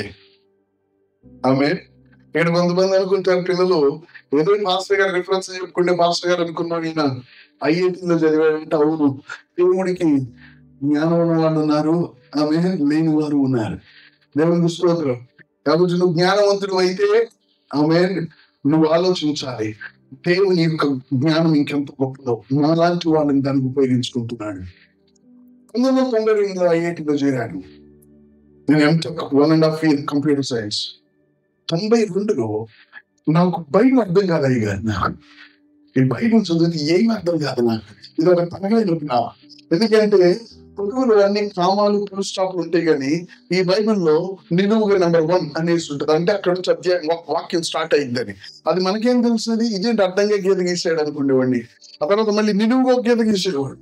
నాకు ఈ బైబిల్ అర్థమయ్యేది కాదు. ఉన్నటువంటి ఒక రోజు బైబిల్ అర్థం అవుతూ మొదలైంది నాకు. అది యేసు ప్రభు శిలువ విషయం నాకు బైబిల్ అర్థం అవుతూ మొదలైంది. నాకేమైంది సడన్గా నా లోపల ఒక గొప్ప ఒప్పుకోలు ఏంటంటే, ప్రభువా నీ నుంచి ఏలి ఏలి లామా సబక్తాని, నా దేవ నా దేవ నా చెయ్యాలి విడుచున్నావు. అదొకటి అర్థమైంది నా జీవితంలో. నీవు నన్ను ప్రేమించడానికి నాకు అర్హత కూడా లేదు. నీ మంచికి నేను అర్హుడిని కాదు, నన్ను విడిచిపెట్టు, నన్ను ఎందుకు ప్రేమిస్తావని ఒక ఒప్పుకో నాలో కలిగింది. నాకేం చేయాలో తెలియదు. పశ్చాత్తాపడ్డాను. మొట్టమొదటిసారి కన్నీరు కార్చాను. వెంటనే దేవుడు ఒక దాసుని పంపించాడు నా రూమ్ కి. వీళ్ళు వస్తే నాకు కష్టం. నాది వైట్ షర్ట్, మామూలు షర్ట్ అండి. మా మిస్సెస్ వైట్ ఏం వేసుకుంటారు, నేను వేసుకెళ్ళండి అంటే వేసుకొచ్చాను. లేకపోతే వైట్ షర్ట్ వేసుకొచ్చాను. వైట్ షర్ట్ పాస్టర్లు అంటే నాకు భయం. వైట్ ప్యాంట్ వాళ్ళు అంటే ఇంకా భయం. వాళ్ళు జీసస్ లవ్స్ యూ అన్న బ్యాగ్ వేసుకొని వచ్చి, నువ్వు దేవుని నమ్ముకో, నువ్వు బాప్తిజం తీసుకో, అరే నాయన బాగా ఉండాలని అందరికీ ఉంటుంది. ఉండలేక చేస్తుంటే నువ్వు వచ్చి దేవుని నమ్ముకో, చర్చికి రా అంటే కూర్చోలేకపోతున్నావు. 3 గంటలు చర్చి కాళ్ళు వాసిపోతున్నాయి. అక్కడ ఏమర్థం కావట్లేదు. మీరు వచ్చి మందిరానికి రా, బాప్తిజం తీసుకో, దేవుని నమ్ముకో. ఎవరికి ఉండదండి బాగుండాలని, అందరికి ఉంటుంది బాగుండాలని. బాగుండే శక్తి నాకు లేదు, నీకుందా? ఒకరోజు పాస్టర్ గారు అన్నారు, ఏమన్నారంటే, నా పాపములన్నీ దేవుని ముందు తుడిచివేయబడి ఉన్న మనసాక్షి నాకుంది, మీకుందా అన్నాడు. నేను చెప్తాను అబద్ధాలు, కానీ ఇంత ఖచ్చితంగా చెప్పలేను అనుకున్నా. చెప్తాను అబద్ధాలు, కానీ నేంటి అబద్ధం కూడా ఇంత ధైర్యంగా చెప్తున్నాడు అనుకున్నా. నేను ఆ రోజు ఆయన రూమ్కి వచ్చి ఆ తెల్ల బట్టలు చూడగానే, అమ్మ అందరికీ నేను చర్చికి వెళ్తున్నానని తెలుసులేను అని చెప్పాను. లోపలికి రూమ్ లోకి అయితే ఆయన అన్నాడు, యేసు నీ పాపం కొరకు మృతి చెందాడు, నువ్వు నమ్ముతున్నావా అన్నాడు. అది నమ్మటం పెద్ద విషయమేం కాదు. నమ్మకపోతే నేను ఆయన అసలు బయట ఎందుకు చదువుతాను అనుకున్నా. ఆయన నమ్ముతున్నాను, కానీ ఆయన రక్తం కడగబడిన అనుభవం నాకు ఇంకా గట్టిగా చప్పట్లు కొట్టింది దేవుడికి లేదు. ఎప్పుడైతే ఆయన నన్ను అక్కడ ఉండి, ప్రభువా నువ్వు నా నిమిత్తం మృతి చెంది తిరిగి లేపబడి నాకు ఒక రక్తం కార్చిన వాడివి, నా పాత జీవితం కొరకు నువ్వు ప్రభువా నా పాపములు తీసేవాడివి, నన్ను నడిపించేవాడు అని నువ్వు చెప్పు నీ నోటితో అన్నప్పుడు, ఈ చెప్తే ఏం జరుగుతుంది? నేను అసలు ఐఐటి ఇంజనీర్. నేను ఇంకొక 6 నెలలు అయితే నేను అమెరికా వెళ్ళిపోతాను. మా ఫ్రెండ్స్ అంతా అమెరికాలో ఉన్నారు, వెళ్ళిపోతాను నేను. నాకు కొంచెం ఊరికి నేను నోటితో చెప్తే ఏమైంది? ఏసయ్యా నా హృదయంలోకి రా అంటే అవుద్ది. ఎప్పుడవుద్దో తెలుసా? ఊరికి ఎంత అవ్వదు. విరిగి నలిగిన హృదయంతో ఆ మాట అంటే నీకు జరిగి తీరుతుంది. దానికి నేను సాక్షి. దేవునికి స్తోత్రం. ఆ పాత జీవితం అంతా ఈ రోజుకి గుర్తుంది. మా ఫ్రెండ్స్ అనేవారు, అసలు సిగరెట్స్ కి డబ్బులు ఇచ్చేదే నువ్వు, ఈరోజు ఏంటి నువ్వు సిగరెట్ తాగినంటున్నావు, ఇదేమన్నా 40 రోజులు బట్టి ఏమోలే మాట్లాడలే అనుకున్నారు నన్ను. నేను మారిపోను కాదురా, నన్ను దేవుడు మార్చాడు అన్న. అది కూడా చూద్దాం అనుకున్నాను. ఆ తర్వాత వాళ్ళే దేవుడు నమ్ముకొని సాగులు అయ్యారు. నేను దేవుడు మార్చలేదు. దేవుడు గుర్తుంటాను. నేను వాడుతానేమోండి, నువ్వు టీ తాగుతూ సిగరెట్ ఎందుకు తాగుతావు? నాకు రుచి ఇంకా తెలుసురా, కానీ నాకు అది అవసరం లేదు. కారణం ఏంటో తెలుసా? తాగకూడదు తినకూడదని కాదు, దానికి ఏది లేక నేను అది చేశానో దానికి మించిన సమాధానం నాకు ఉంది. ఇక నాకు అది అవసరంలే. ఎందుకు? అది లేక నేను ఎంటపడ్డాను. నేను మచిలీపట్నం శాంతి రామ్ 2 సినిమా థియేటర్లు ఉన్నాయి కదండి. పైన ఒకటి చూసేవాడిని, కింద ఒకటి చూసేవాడిని 85లో. కానీ ఈ రోజున ఆ పేర్లే మర్చిపోయాను. ఎందుకు? మనకు సంబంధం లేదు. మర్చిపోవాలని కాదు, మనం ఇంకొక దేవుని యొక్క ప్రేమలో కొట్టుకుపోతున్నాం. దేవుని స్తోత్రం. దేవుడు యొక్క రక్త ప్రభావము నీ యొక్క పాత జీవితం నీకు గుర్తుంటుందేమో కానీ అది నీకు సంపూర్ణం లేదని ఒక మనస్సాక్షిని నీకు ఇస్తుందమ్మా. దేవునికి స్తోత్రం. హల్లెలూయా. నీ యొక్క పాత జీవితం గురించిన నేర స్థాపన నీ మీదకు రాని మనస్సాక్షి అనేది ఈ భూమి మీద ఉన్నది. ప్రజలు అనుకుంటున్నారు అది ఎలా సాధ్యమని, కానీ యేసు రక్తంలో అది సాధ్యం. అది ఎలాగ జరుగుతుంది అనేది ఎవరికి వివరించలేరు. రుచి చూచి ఎరిగింది నేను యెహోవా చెప్తున్నది అనేది మనస్సాక్షిని మారుస్తుంది. దేవుని స్తోత్రం. యేసు రక్తంలోని మనస్సాక్షి మార్చబడుతుంది. Praise the Lord. ఈ మనస్సాక్షి వచ్చిన తర్వాత ఏమవుతుంది తెలుసా? నువ్వు దేవునితో 2 సంవత్సరాలు జాబ్ చేశాను నేను ఇండియన్ టెలిఫోన్ ఇండస్ట్రీస్ లో. 94 నుంచి 96 వరకు ఉద్యోగం చేశాను. 96లో దేవుడు నన్ను డిజైన్ చేయమన్నాడు. మా నాన్న గుండెలు కొట్టుకున్నాడు. నెలకి ₹1,00,000 జీతం. 94, 96లో పెద్ద ఇంజనీర్. దగ్గర నాకైతే దక్షిణ గోదావరి నుంచి ఒక 11 ఎకరాలు కొబ్బరి తోటలు ఆ రోజుల్లో లక్షల కంపెనీ ఇస్తారన్నారు. మా నాన్నకి ఏమో ఆగట్లేదు. నేనేం పనికిరాని వాళ్ళలాగా సేవ అని బయటకు వచ్చే పనిలో ఉన్నా. మా నాన్న వెళ్ళి మంగళగిరి అంతా చెప్పాడు. బాగా కొంచెం పేరున్న వ్యక్తులే అన్ని చోట్ల చెప్పాడు. ఎవరైనా మాట్లాడండి. దేవుడు నన్ను పిలిచాడు 96లో. ఎలా బ్రతుకుతావో నాకు దేవుడు తెలుసు. అయితే బ్రతుకుతావా? అయితే అందరూ కాదు, నన్ను పిలుస్తున్నాడు సేవ. నేను ఉంటున్నాను. దేన్ని బట్టి నాకు మనస్సాక్షి లేదు. దేవుడు పిలుస్తున్నాడు, నేను వెళ్తున్నాను. 96లో నేను సేవకు వచ్చాను. పరిస్థితులు కష్టంగా ఉన్నాయి. Praise God. కానీ ఆ పరిస్థితుల్లో వెతికి నాకు కనపడవు. దేవుని చదువులు కొడదాం. దేవుడు చూసుకుంటున్నాను. దేవుడు ఇచ్చే మనస్సాక్షి ఎందుకో తెలుసా? దేవుడి ముందు దేవునితో బ్రతకటానికి, దేవుని కలిగి బ్రతకటానికి, దేవుని వలె మార్చబడటానికి దేవుని గట్టిగా ఉండాలి. దేవుని చెప్తున్నాడు ఆ మనస్సాక్షిని బట్టి నువ్వు దేవుని పోలి ఆయన సంపూర్ణతలోనికి వెళ్తావు. ఆ మనస్సాక్షిని బట్టి ఆయన దగ్గర చూపిస్తావు, ఆయనతో నడుస్తావు, ఆయనని బట్టి ఇక్కడ జీవిస్తావు. ఎక్కడండి? ఆయన్ని బట్టి ఇక్కడ జీవిస్తావు. Praise the Lord. Amen. Praise the Lord. ఏమైపోతాడో వీడి జీవితం అయిపోయింది, వీడి పక్క అయిపోయింది, ముగింపుకు వచ్చేసింది అనుకున్నారు నన్ను మా ఇంట్లో వాళ్ళందరూ. కాబట్టి ఎవరు నాతో మాట్లాడేవాళ్ళు కాదు. ఎందుకంటే మాట్లాడితే వాళ్ళు అనుకునే లెక్క వాళ్ళు నాకు కానికి ఇవ్వాల్సి ఉంటుందేమో అని నేను ఆ నుంచి తీసుకున్నాను. Praise the Lord. ఆమేన్. కానీ ఈ రోజు వాళ్ళకి ఆశ్చర్యం, అద్భుతం ఏంటంటే, అదే అంత అయిపోయింది అనుకున్నాం కదా వీడిని. నా పెద్ద కొడుకు ఇప్పుడు అమెరికాలో ఆ యాపిల్ కంపెనీలో జాబ్ చేస్తాడు. యాపిల్ కంపెనీ అంటే అంత సులభంగా రాదు జాబ్. హార్డ్వేర్ లో జాబ్ చేస్తాడు. అమెరికాలో ఉన్నాడు. నా కూతురు వచ్చి ఇంగ్లాండ్ లో ఇంగ్లీష్ చేస్తుంది ఎంఎస్. నా చిన్న కొడుకు నాతో ఉంటాడు. ఇది నేను ఎందుకు చెప్తున్నాను తెలుసా? వీళ్ళు అనుకున్నారు వీడి జీవితం అయిపోయిందని. దేవుడు అన్నాడు వీడి జీవితం ఆరంభమైందని. దేవుడు పుస్తకం. Praise the Lord. Amen. Hallelujah. Hallelujah. సంతోషంగా పాల్గొన్నా. ఆ మనస్సాక్షి ప్రకారం నువ్వు బ్రతికితే నీ బిడ్డలు కూడా బ్రతకటం నీ కళ్ళతో చూస్తావు నువ్వు. హల్లెలూయా. ఆ మనస్సాక్షిని నువ్వు చంపుకుంటే నీ కళ్ళెదురుగా ఏలీ కుమారులు చచ్చిపోయారు. ఏలీ కుమారుడు మనస్సాక్షిని ఏలీ చంపుకుంటే ఏలీ కుమారుడు చచ్చిపోయారు. సహోదరుడా, ఎవరైనా కూడా దేవుడు మీ మనస్సాక్షితో మాట్లాడతాడు. మనస్సాక్షిని నువ్వు చంపితే నీ సంతానాన్ని చంపుతున్నాడు. మనస్సాక్షి మాటను వింటే దేవుని సన్నిధిలో నీ సంతానం కూడా జీవించుంటుంది. Praise the lord. ఆ మనస్సాక్షి ఇచ్చేది యేసు ప్రభు రక్తం. దానికి ప్రభావం ఉన్నది. హల్లెలూయా. హల్లెలూయా. హల్లెలూయా. ఆ యొక్క మనస్సాక్షితో నువ్వు బ్రతుకుతావు. దేవుడు బ్రతికించే మనస్సాక్షి చంపే మనస్సాక్షి కాదు. హల్లెలూయా. అది నిన్ను చంపదు, అది బ్రతికిస్తుంది. ఈరోజు బ్రతకాలనుకుంటున్నావా? ఆమేన్.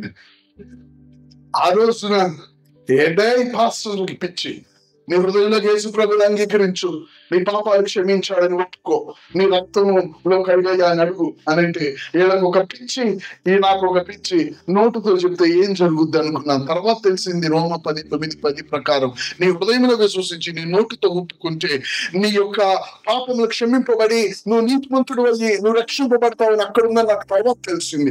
అది చెప్పే అవకాశం సేవకుడికి మనం ఎందుకు ఇస్తాం? ఆయన వచ్చాడు, తొందరగా వెళ్ళిపోవాలి ఆయన. ఈరోజు మీకు నేను చెప్పేది ఒకటే, మీలో అనేకమైన రక్త ప్రభావాన్ని ఈ దినాన్ని మీరు అనుభవించుదురుగాక. దేవుని స్తోత్రం. మీరు ఏమైనప్పటికీ కూడా ప్రభువా ఆ యొక్క పాత్రని అక్కడ నిలబడి ప్రభువా మాకు చెప్పిన యొక్క మాటని రక్త ప్రభావము మాకు ఇచ్చే నూతన మనస్సాక్షి, దేవునితో పుట్టే మనస్సాక్షి, దేవుని ఎరిగే మనస్సాక్షి, దేవునితో నడిచే మనస్సాక్షి, దేవుని వలె మార్చబడే మనస్సాక్షి నాకు కావాలి. ఏం చేయాలి? నా పాపముల నిమిత్తం నువ్వు మృతి చెంది తిరిగి లేపబడ్డావని నేను నమ్ముతున్నానయ్యా. నా హృదయాన్ని నేను రక్తంలో కడిగాని ఈ 2 మాటలు ఈ రాత్రి ఒకరోజు 92లో నా హాస్టల్ రూమ్ లో ఎలాగ మార్చిందో ఐఐటిలో ఈ రోజు రాత్రి ఏదో కూర్చున్న స్థలంలో మార్చి నువ్వు ఇంటికి వెళ్ళదు కాక. దేవుడు చెప్పకూడదాం, అందరూ కాళ్ళు వచ్చాం, సాక్షిమైతే లేచి నిలబడదాం. అందరూ కళ్ళు మూసుకోండి. హార్డ్లీ 30 seconds లో నేను మీ ముందు నుంచి పక్కకి వెళ్ళిపోతాను. ఈ 30 seconds, మినిట్స్ కాదు, సెకండ్స్ లో నువ్వు చేయాల్సింది ఒకటే, మీ కుడి చేతిని ప్రభావంకి ఎత్తండి. ఇదంతా ప్రభావం నువ్వు చూడాలి అంటే ఒక పిచ్చివాడుగా, ఒక బుద్ధి ఇంజనీర్ని కూడా నేను ఏ విధంగా దేవుడు నన్ను అంగీకరించాడో అది నువ్వు ఈరోజు చేయాలి. నా సహోదరుడా, వెనక ఉన్నవారు, ముందు ఉన్నవారు, ఈ మైక్ ద్వారా వింటున్న వారు అందరూ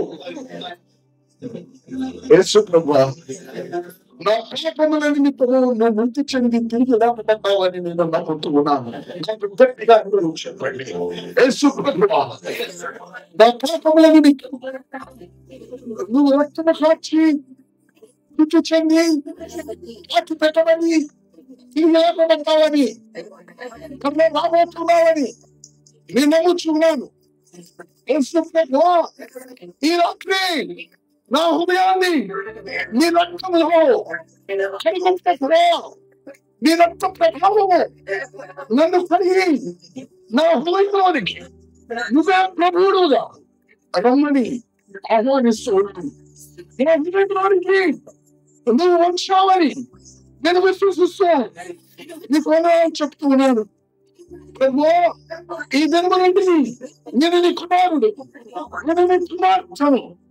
నా యొక్క మనస్సాక్షి నీ రక్త ప్రభావంలో కడగబడి ఉన్నందుకు నీకు కృతజ్ఞతలు చెల్లిస్తున్నాను. హల్లెలూయా. వందనాలు చెప్తామండి. నాకే thank you lord, thank you lord, thank you lord, thank you lord, thank you, thank you, thank you, thank you, thank you. అందరూ థ్యాంక్ యూ చెప్పండి. Thank you lord for you came to my heart. నా హృదయంలోకి వచ్చినందుకు thank you lord. అందరూ చెప్పండి. నా హృదయంలోకి వచ్చినందుకు thank you lord, thank you lord, thank you lord, thank you lord, thank you lord. నువ్వు థ్యాంక్స్ చెప్తుండగా ఆయన సన్నిధి నీ హృదయంలో నింపబడి ఉంటుంది. Thank you lord. Come Lord, take hold of my heart. నా జీవితాన్ని ప్రారంభించు. Thank you Jesus. Hallelujah. Hallelujah.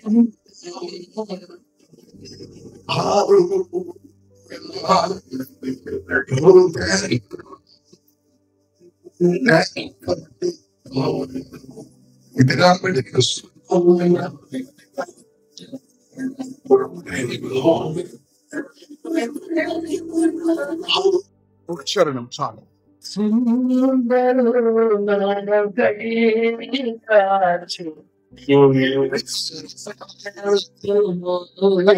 Thank you God, thank you God. Yes,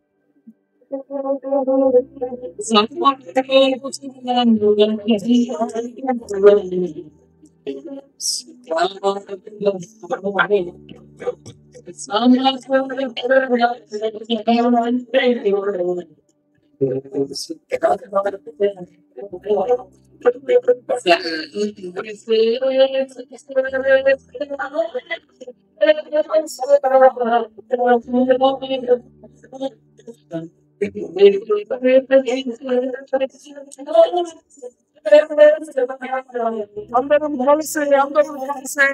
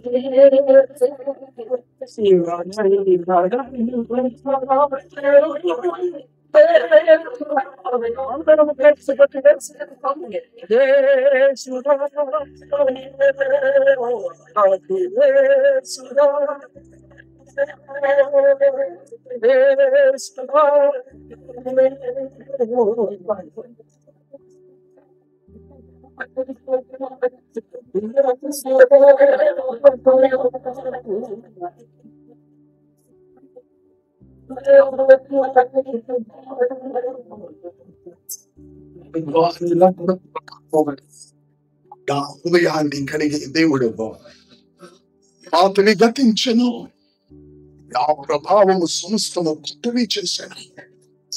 నీకు వందనాలు దేవా, నీకు వందనాలు. యేసు నామములో ప్రార్థిస్తున్నాం తండ్రి, ఆమేన్. అందరం దేవుని గట్టిగా మహిమపరచబడి కొడదాం. ఆయన ప్రభావం నన్ను మార్చింది, ఆయన ప్రభావం నిన్ను మార్చింది. ఆమేన్. ఆయన ప్రభావం నిన్ను మార్చడానికి ఈ దినాన్ని ఆయన ఏర్పాటు చేశాడు. దేవునికి మహిమ కలుగును గాక. జీవితాల్లో సూర్యుడు లేదా సూర్యుడు ఉదయించును గాక. God bless you all.